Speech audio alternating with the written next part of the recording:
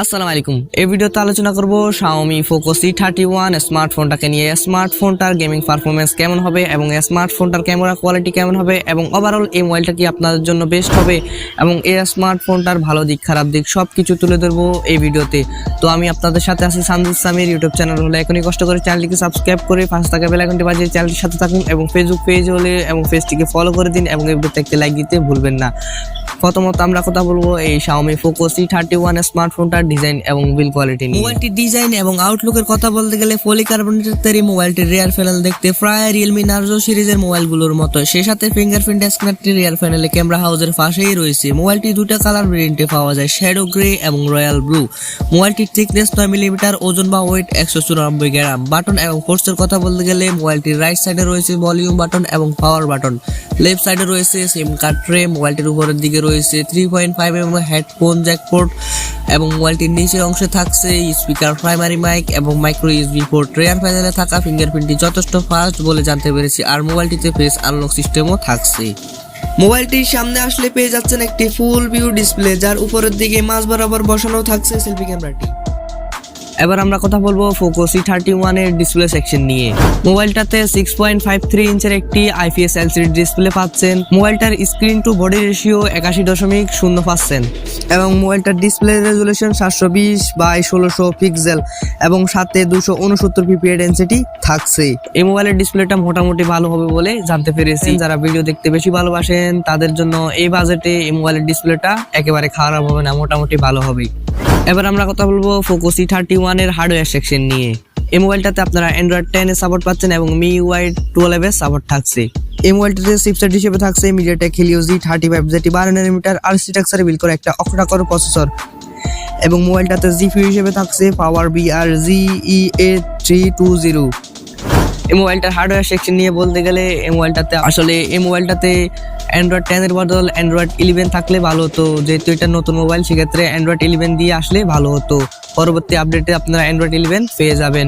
এবং এই মোবাইলের পারফরমেন্স নিয়ে কিছু বলতে গেলে আপনারা এই মোবাইলটাতে নর্মাল গেমসগুলো বেশ ভালো মতো খেলতে পারবেন এবং বাজেট অনুযায়ী ভালো একটা পারফরমেন্স পাবেন এই মোবাইলটা থেকে। তবে এই মোবাইলটাতে গেমিং করার সময় হিটিং ইস্যু, ল্যাগ, হ্যাং এগুলো লক্ষ্য করবেন, যেহেতু এটা এন্ট্রি লেভেলের ফোন। আর ফ্রি ফায়ারের মতো গেমসগুলো গ্রাফিক্সে ভালোভাবে খেলতে পারবেন, তবে কিছুটা হিটিং ইস্যু অবশ্যই লক্ষ্য করবেন। মোবাইলটাতে দুইটা সিম কার্ড ব্যবহার করার সুবিধা থাকছে এবং একটি মেমরি কার্ড ইউজ করারও সুবিধা থাকছে।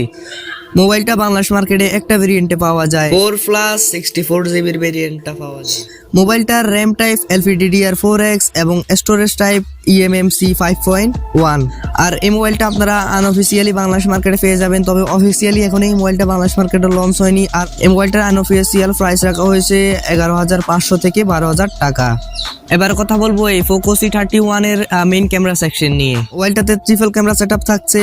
মোবাইলটিতে মেইন সেন্সর হিসেবে থাকছে 13 মেগাপিক্সেলের একটি ওয়াইড সেন্সর অ্যাপারচার 2.2 এবং আর দুটি 2 মেগাপিক্সেল করে রয়েছে এবং সেগুলোর অ্যাপারচার 2.4, একটা ম্যাক্রো এবং আরেকটা ডেপথ। এবং মেইন ক্যামেরার ফিচার্স হিসেবে আপনারা মোবাইলটাতে HDR এবং LED ফ্ল্যাশের সাপোর্ট পাচ্ছেন। মোবাইলটা দিয়ে সর্বোচ্চ ভিডিও রেকর্ড করতে পারবেন 1080p 30 fps এ। এবার আমরা কথা বলবো Poco C31 এর সেলফি ক্যামেরা সেকশন নিয়ে। মোবাইলটাতে 5 মেগাপিক্সেলের ক্যামেরা থাকছে, অ্যাপারচার 2.2। সেলফি ক্যামেরার ফিচার্স হিসেবে শুধুমাত্র HDR এর সাপোর্ট পাচ্ছেন এবং সেলফি ক্যামেরা দিয়ে সর্বোচ্চ ভিডিও রেকর্ড করতে পারবেন 1080p 30 fps এ। মোবাইলটার ক্যামেরা কোয়ালিটি বাজেট অনুযায়ী মোটামুটি ভালো হবে বলে জানতে পেরেছি।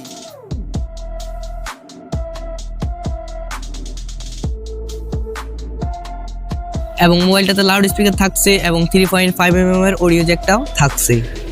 কানেক্টিভিটির কথা বলতে গেলে মোবাইলটাতে হটস্পট, ব্লুটুথ, জিপিএস থাকছে, তবে NFC নেই, রেডিও থাকছে এবং ইউএসবি-তে থাকছে মাইক্রো ইউএসবি 2.0। আসলে এই 11 থেকে 12,000 টাকার মধ্যে মাইক্রো ইউএসবি না দিয়ে টাইপ সি পোর্ট দিলে ভালো হতো। আর এই মোবাইলটা কিন্তু 4G মোবাইল, আপনারা সর্বোচ্চ 4G নেটওয়ার্ক ইউজ করতে পারবেন মোবাইলটাতে।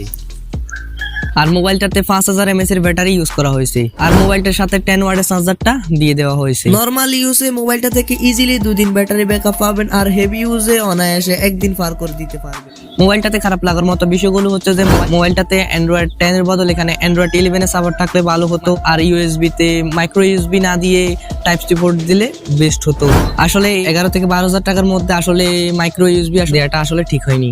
আর মোবাইলটাতে আয়ার ব্লাস্টার থাকছে না। আসলে শাওমি বা পোকোর মোবাইল বা রেডমির মোবাইলগুলোতে কিন্তু আয়ার ব্লাস্টারটা থাকে, এখানে কিন্তু থাকছে না। আরেকটা খারাপ বিষয় হচ্ছে যে এই মোবাইলটার দাম আনঅফিসিয়াল মোবাইল হিসেবে আসলে 11-12 হাজার টাকা আসলে মেনে নেওয়ার মতো না, 10,500 টাকা হলে মেনে নেওয়ার মতো ছিল। তবে এই বাজেটে আপনারা ইনফিনিক্স হট 11 প্লেটা পেয়ে যাবেন, এই মোবাইলটা আপনারা দেখতে পারেন। তবে ইনফিনিক্স হট 11 প্লে মোবাইলটা কিন্তু অফিসিয়াল মোবাইল। এখন কি এই বাজেটে কি এই মোবাইলটা কি নেওয়া উচিত হবে? আসলে আমি বলবো আপনাদের যাদের 11-12 হাজার টাকা বাজেট তারা চাইলে নিতে পারেন, টুকটাক গেমিং এর জন্য হলে মোবাইলটা নিতে পারেন। আর মোবাইলটার ক্যামেরা এবং ডিসপ্লে মোটামুটি ভালো হবে বলে জানতে পেরেছি, আপনারা চাইলে মোবাইলটা দেখতে পারেন। এই বাজেটে যারা মোটামুটি গেমিং এর কথা ভেবে মোবাইল নিতে চান তারা চাইলে মোবাইলটা দেখতে পারেন। তবে এই মোবাইলের দামটা আরেকটু কম হলে ভালো হতো। টাকা যেহেতু আপনার আপনার যেহেতু এত দাম দিয়ে মোবাইল নিচ্ছেন, সেক্ষেত্রে মোবাইলটার ইউজার এক্সপিরিয়েন্স কেমন আসতেছে সে সম্পর্কে আপনারা জানার চেষ্টা করবেন।